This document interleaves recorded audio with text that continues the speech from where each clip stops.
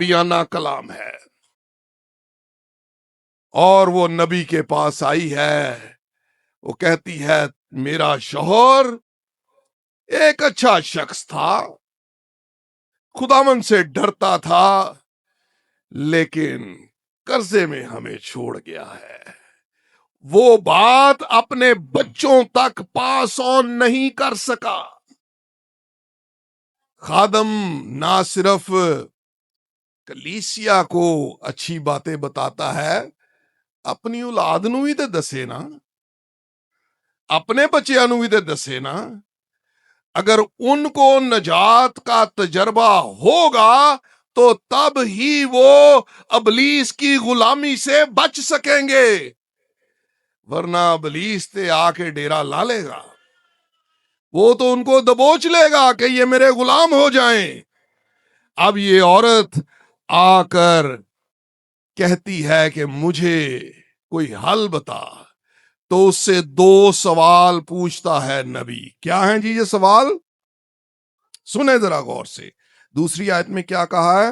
الیشا نے اس سے کہا میں تیرے لیے کیا کروں؟ پہلی بات ہے، الیشا نے کہا میں تیرے لیے کیا کروں۔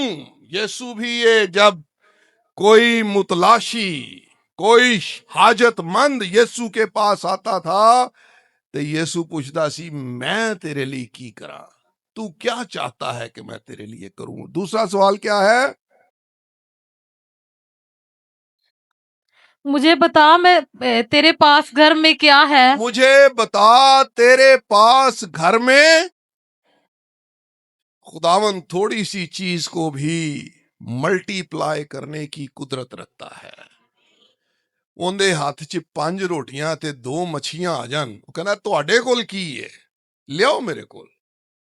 اور وہ 5 روٹیاں اور 2 مچھلیاں لے کر آئے تو اس نے ہزاروں لوگوں کا پیٹ اس سے بھر دیا۔